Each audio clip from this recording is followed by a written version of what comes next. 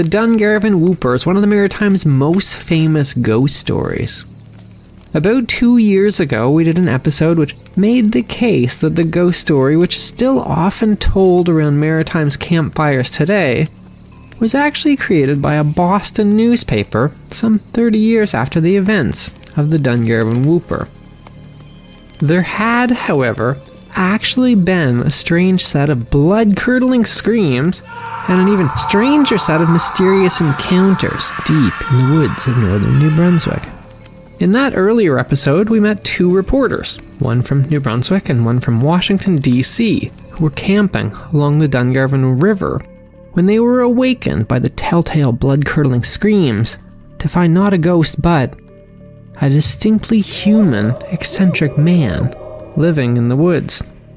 Which actually, in many ways, is much scarier. I mean, we're talking about a man with a rusty axe walking around barefoot in winter, like, jeez, give me the ghost any day. That story was based on what one of 2 reporters, Frank Christine, who was a New Brunswicker, later wrote, which included the memorable lines. Who is this hermit? What was the secret of his tortured mind? How long had he endured the solitude of the forest without weapon, fire, or proper food? How had he survived the rigor of northern winters without proper clothing or shelter? As far as I was aware, the American reporter who had accompanied him had never written about that meeting with the Dungarvon Whooper. However, completely out of the blue, I recently received an email from a Moncton photographer named Perry Brewer. He had been reading through old sports magazines from the 1890s looking for photographs of a caribou when he stumbled across an article written by that American reporter recounting in detail the events of that trip to Dungarvon and his meeting with what he called the Lost Man. You're listening to Backyard History, the hidden stories that happened in your own backyard, the podcast version of the weekly history column running in newspapers across the Maritimes, with your host and author, Andrew McLean.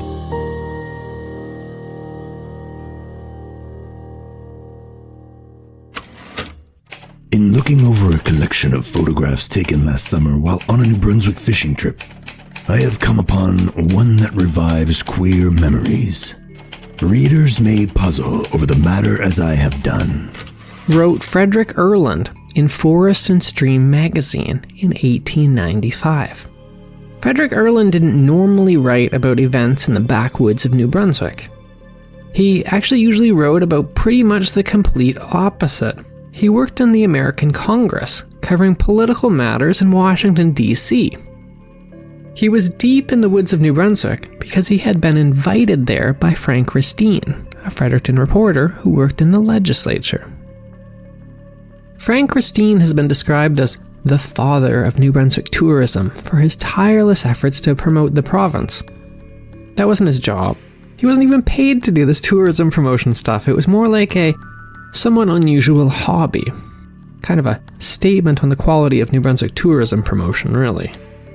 In a major coup, though, this amateur tourism promotion hobbyist had convinced the high-profile American reporter Frederick Erland to come to New Brunswick to go fishing with him in the Miramichi. The plan was that the American would then write up a series of glossy stories for as many American readers to promote Frank Christine's beloved province. However, as Frederick Erland wrote in his article, the trip would take an unusual turn. The thing happened in a corner of the wide, little-known wilderness which forms the larger part of the province of New Brunswick. Under the pilotage of that greatest of all New Brunswick guides, Mr. Henry Braithwaite of Stanley, 3 of us had started from Boys Town on our way to Little Sow-West Lake, a good 60-mile walk. It was wilderness so little disturbed that we knew the pedigree of every footprint we saw. There were only 2 other sets of human footprints in the woods, as far as they knew. Those belonged to the 2 assistants who worked for their guide, Henry Braithwaite, and they'd gone ahead to mark the trail. One assistant guide was a local man named Dave Douglas, while the other was an unnamed Mi'kmaq guide from the Gaspé Peninsula region in Quebec. The main group, including the 2 reporters, traveled mostly by canoe, except for the dreaded Dungarvon portage, where they would have to carry their equipment over some particularly rough terrain. Some of you know what a 30-mile portage is, over a very old and long unused lumber road, full of fallen trees, up steep hillsides, across quaking bogs, where the horses frequently break through leg deep. They arrived at a long-abandoned logging camp, where lumberjacks would have once spent the winter cutting trees. There the trail ended entirely, at an old lumber camp, the last purpose of even that barbaric relative of civilization. Beyond stretched the grim and unmapped wilderness. Waiting for them was Dave Douglas, who was one of the 2 advance guides. The other guide, the unnamed Mi'kmaq guide from Quebec, was some 12 miles further ahead, building a birch bark canoe that the group would use to cross the next river. Settling into their abandoned logging camp, the group caught some trout for dinner, while their guide, Henry Brathwaite, managed to catch a 7-pound salmon, and he cooked them dinner as the night began to fall. The day died slowly, as it always does in July. It was nearly 9 o'clock before it got too dark to read. The tired American reporter thought it was too dark to hunt in the evening, but the New Brunswick reporter, Frank Christine, disagreed, and to prove his point, Frederick Erland wrote that he fired at a distant stub and hit it. They trudged out to hunt, but quickly had to abandon this plan as the night began to fall. They returned to the deserting logging camp, where we turned in as soon as it was dark, occupying the long deserted bunks of the lumbermen of other days.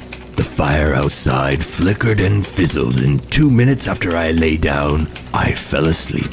Although it was the height of summer, it was an unusually cold night, so they lit a fire in an old stove in their dilapidated cabin. They were awoken in the night by a high-pitched scream in the cold darkness. Shaken, the men were unable to fall back to sleep. As they lay awake, they saw a shadowy silhouette darken the open doorway of their cabin.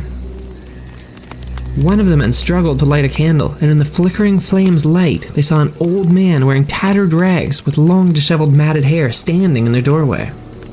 He was carrying an old rusty axe, although from the way he behaved, he didn't seem to be an immediate threat. The old man tiredly walked past them, up to their dying fire, and began warming his hands over its embers. In Frederick Erland's article about these events, he recounted that he had actually slept through all of this late-night excitement, despite Frank Ristine trying to wake him up, writing, "Sometime in the night, I do not know when, it was after the moon rose, I was awakened by Ristine, who crept back into the bunk saying that a lost man had come into camp, and that neither the men nor himself could make anything out of him. I was too sleepy to take much interest in the matter." The tale of the Dungarvon Whooper had begun 25 years before, when the worst storm in the Maritimes' history, called the Saxby Gale, which oddly enough was predicted a full year before it hit, ripped through the region way back in 1869. There's an episode of the Backyard History podcast which covers that story in detail. A rather unusual side effect, though, was that, shortly after the storm subsided, strange screams began to be heard in the forests of northern New Brunswick. People described them as sounding like whooping. In the 5 years that followed the Saxby Gale ripping through the region, the whoops could come quite close to the logging camps in the area. It was said that their presence scared the horses and even the tough lumberjacks who worked there. People living in the area guessed that the unusual noises were some kind of weird animal, although nobody could pinpoint exactly what would make a blood-curdling scream. One popular suggestion, though, was that it was an eastern panther, another creature which, by the way, nobody seems quite sure whether it's real or not. The lair of whatever creature this was said to be the caves at the head of Clearwater Brook. After 5 years of this, a particularly bad spring flooded the caves, and the sound suddenly stopped. 15 years passed quietly, when suddenly, the whooper reappeared. It was the autumn of 1889 when the blood-curdling screams began to be heard once again, echoing through the northern forests of New Brunswick. Although the old-timers claimed that the screams were the same, the location was different. Now they were around the Dungarvon, which was a stream in southwest Miramichi. Although the haunting screams were the same, the behavior was much different and far more brazen. The Whooper was now breaking into logging camps and cabins when people were away and making off with flour, salt cod, and pork. These are not the kind of things that eastern panthers tend to pull off. Particularly frustrating for the loggers was that the Whooper was targeting their depot camps, where they spent the summer stocking up on foods for their winter logging seasons. Fear of the mysterious Whooper and its ghostly howls spread, and people living in the area became afraid to go out at night. By the time the two reporters arrived in the area, the mysterious Dungarvon Whooper had been back for 5 years, and the general consensus by then was that the strange sounds were coming not from a ghost, or even from an eastern panther, but from a human being. You can check out the Backyard History Podcast's other earlier Dungarvon Whooper episode to hear about a few people's close encounters that really point to this creature being human. Personally, I'm firmly of the opinion that the Dungarvon Whooper and the lost man that Frederick Erlin spoke to the following day are the same person. In Frederick Erlin's article, he gives us our first detailed description of the Dungarvon Whooper. The next morning, I discovered in the camp a grizzled, skinny old chap who might have been 70 and was more likely 60. He had 2 weeks' growth of beard. He was tall and bony and strong considering his age. He had refused to come into the camp the night before, but slept all night on the ground by the fire. He had with him no matches, no compass, no blanket, and no food. His sole earthly possession was a rusty axe which he had picked up in some stream that he crossed, and it was plain to see that it had lain in the water a long time. The vast tract of mountain and forest is an extremely bad place for a man who has neither food nor fire. Yet, the fact of being far astray in an absolutely unpopulated wilderness did not arouse a word of alarm or regret.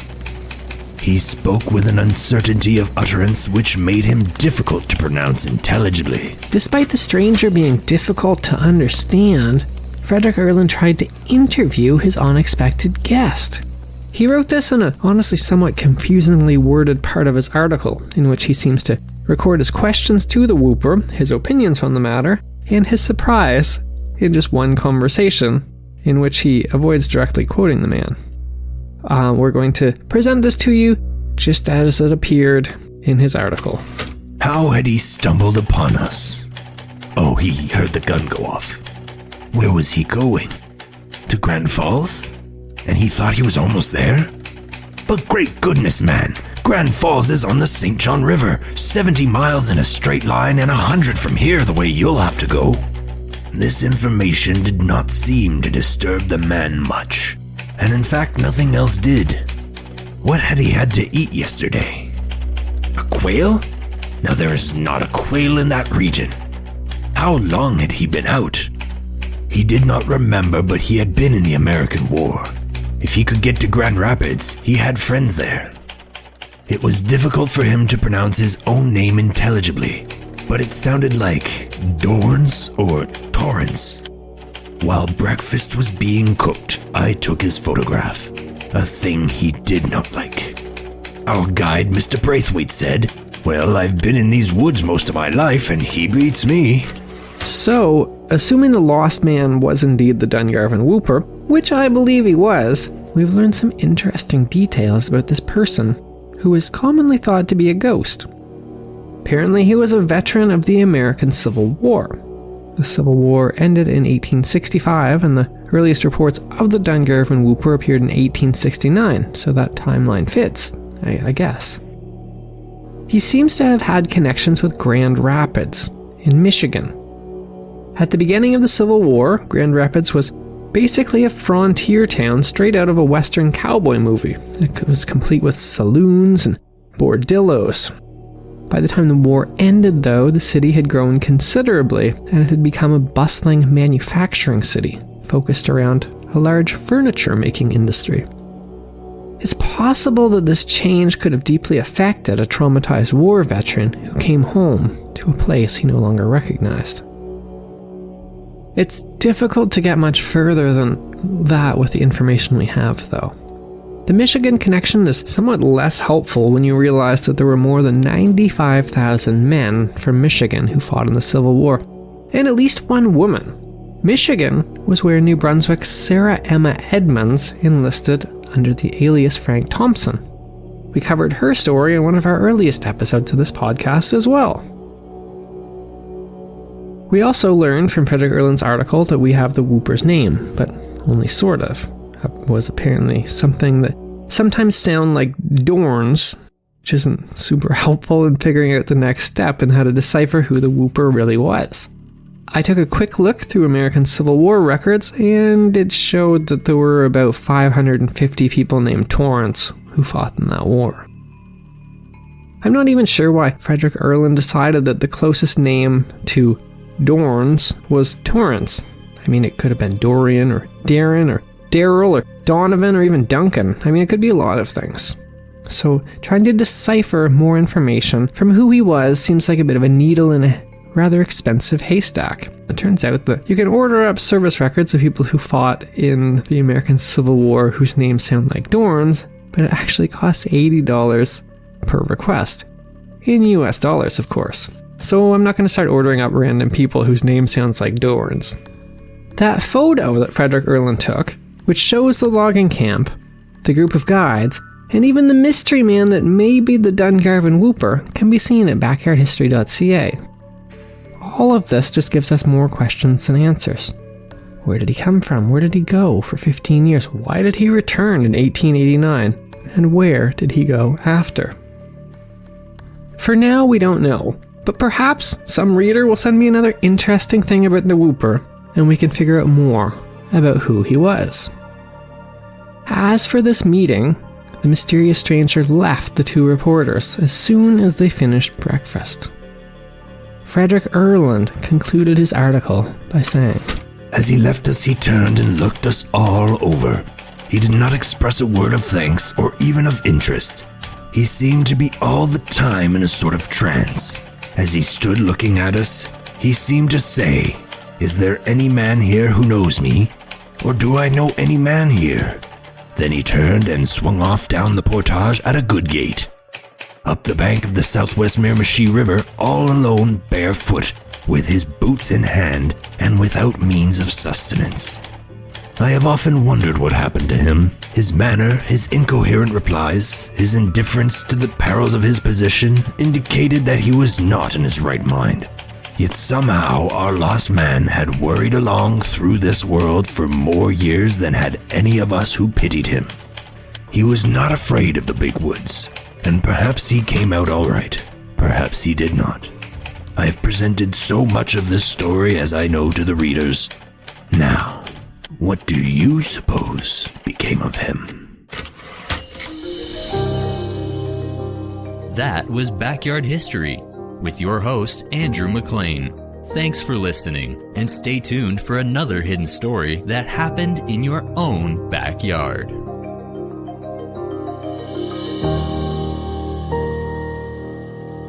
Produced by Jordan Lozier.